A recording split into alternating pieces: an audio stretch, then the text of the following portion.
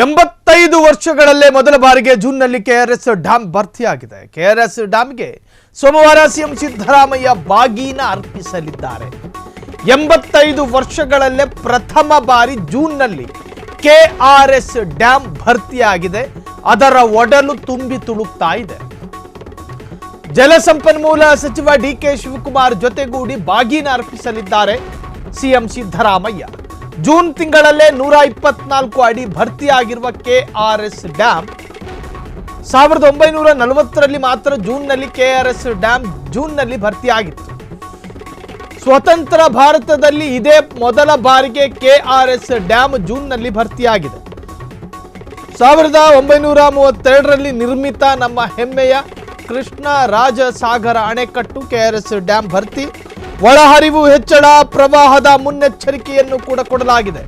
ಇತ್ತ ಕಬಿನಿಯಿಂದಲೂ ಹೊರಹರಿವು ಭಾರಿ ಏರಿಕೆ. ಹೊಗೇನಕಲ್ ಜಲಪಾತದಲ್ಲಿ ಪ್ರವಾಹ ಮುನ್ನೆಚ್ಚರಿಕೆ ಜಾರಿ. ಕೆಆರ್ಎಸ್ ಒಡಲು ಭರ್ತಿಯಾಗಿರೋದು ಸಂತೋಷವೇ, ಆದರೆ ಹೊರಹರಿವು ಅತ್ಯಂತ ತೀವ್ರಗೊಂಡ್ರೆ ಡ್ಯಾಂ ಪಾತ್ರದ ಜನಜೀವನ ಅಸ್ತವ್ಯಸ್ತವಾಗಿತ್ತು, ಪ್ರವಾಹ ಭೀತಿ ಎದುರಾಗಿತ್ತು. ಸೊ ಇದ್ರ ಬಗ್ಗೆಯೂ ಕೂಡ ಆನಂದದ ನಡುವೆ ಈ ಬಗ್ಗೆಯೂ ಮುನ್ನೆಚ್ಚರಿಕೆ ವಹಿಸಬೇಕು ಅಲ್ಲಿನ ಜಿಲ್ಲಾಡಳಿತ. 124 ಅಡಿ ಭರ್ತಿಯಾಗಿರುವಂತಹ ಕೆಆರ್ಎಸ್ ಡ್ಯಾಂ 1940ರಲ್ಲಿ ಈ ಹಿಂದೆ ಜೂನ್ ತಿಂಗಳಲ್ಲಿ ನೋಡಿ, ಈ ಹಿಂದೆ ಸಾಕಷ್ಟು ಬಾರಿ ಡ್ಯಾಂ ಭರ್ತಿಯಾಗಿದೆ. ಆದರೆ ಜೂನ್ ತಿಂಗಳಲ್ಲಿ ಮುಂಗಾರು ಆರಂಭದ ಮರ್ಮ ಭಾಗ ಅಲ್ಲ ಜೂನ್ ತಿಂಗಳು. ಸರಿಯಾಗಿ ಮಳೆ ಬರೋದು ಸೆಪ್ಟೆಂಬರ್ ಆ ಸಂದರ್ಭದಲ್ಲಿ. ಆದರೆ ಜೂನ್ನಲ್ಲಿ ಕೆಆರ್ಎಸ್ ಡ್ಯಾಂ ಯಾವತ್ತೂ ಭರ್ತಿ ಆಗಿರಲಿಲ್ಲ. ಈ ಹಿಂದೆ 85 ವರ್ಷದ ಹಿಂದೆ ಒಂದು ಬಾರಿ ಭರ್ತಿಯಾಗಿತ್ತಂತೆ. ಸೊ ಈ ಬಾರಿ ಅದರ ಒಡಲು ತುಂಬಿ ತುಳುಕ್ತಾ ಇದೆ. ಆದರೆ ಈ ಸಂಭ್ರಮದ ನಡುವೆ ಮತ್ತೊಂದು ಹೇಳಿದ್ರೆ ಹೊರಹರಿವು ಜಾಸ್ತಿ ಇದೆ. ಹೊರಹರಿವು ಜಾಸ್ತಿ ಆಗ್ತಾ ಇದ್ದ ಹಾಗೆ ಅಲ್ಲಿ ಪ್ರವಾಹದ ಭೀತಿ ಎದುರಾಗುತ್ತೆ. ಸೊ ಆ ಪಾತ್ರದಲ್ಲಿ ಜೀವನ ಮಾಡ್ತಾ ಇರ್ತಕ್ಕಂತಹ ಜನರು, ಅರ್ಥಾತ್ ಕೆಆರ್ಎಸ್ ಡ್ಯಾಮ್ ಅಕ್ಕಪಕ್ಕದಲ್ಲಿ ಯಾರು ಇರೋದಿಲ್ಲ, ಆದರೆ ಅದರ ಆಸುಪಾಸಿನಲ್ಲಿ ಸಾಕಷ್ಟು ಜನ ಇರ್ತಾರೆ.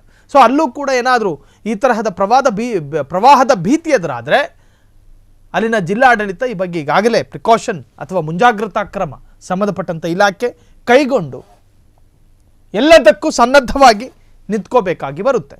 ಸೊ ಕೆಆರ್ಎಸ್ ಡ್ಯಾಂ ಭರ್ತಿಯಾಗಿದೆ. ಜಲಸಂಪನ್ಮೂಲ ಸಚಿವ ಡಿಕೆ ಶಿವಕುಮಾರ್ ಜೊತೆಗೂಡಿ ಸಿದ್ದರಾಮಯ್ಯ ಬಾಗಿನ ಅರ್ಪಿಸಲಿದ್ದಾರೆ. ಜೂನ್ ತಿಂಗಳಲ್ಲೇ 124 ಅಡಿ ಭರ್ತಿಯಾಗಿರುವಂಥ ಕೆಆರ್ಎಸ್ ಡ್ಯಾಂ 1940ರಲ್ಲಿ ಮಾತ್ರ ಜೂನ್ನಲ್ಲಿ ಕೆಆರ್ಎಸ್ ಡ್ಯಾಂ ಭರ್ತಿಯಾಗಿತ್ತು. ಸೊ ಸ್ವತಂತ್ರ ಭಾರತದಲ್ಲಿ ಇದೇ ಮೊದಲ ಬಾರಿಗೆ ಕೆಆರ್ಎಸ್ ಡ್ಯಾಂ ಜೂನ್ನಲ್ಲಿ ಭರ್ತಿಯಾಗಿದೆ. ಕ್ಷಣ ಕ್ಷಣದ ಸುದ್ದಿಗಳಿಗಾಗಿ ಫ್ರೀಡಂ ಟಿವಿ ಸಬ್ಸ್ಕ್ರೈಬ್ ಮಾಡಿ, ಲೈಕ್ ಮಾಡಿ ಹಾಗೂ ಫಾಲೋ ಮಾಡಿ. ಹೊಸ ಸುದ್ದಿಗಳ ನೋಟಿಫಿಕೇಶನ್ಗಾಗಿ ಬೆಲ್ ಐಕಾನ್ ಮೇಲೆ ಕ್ಲಿಕ್ ಮಾಡಿ.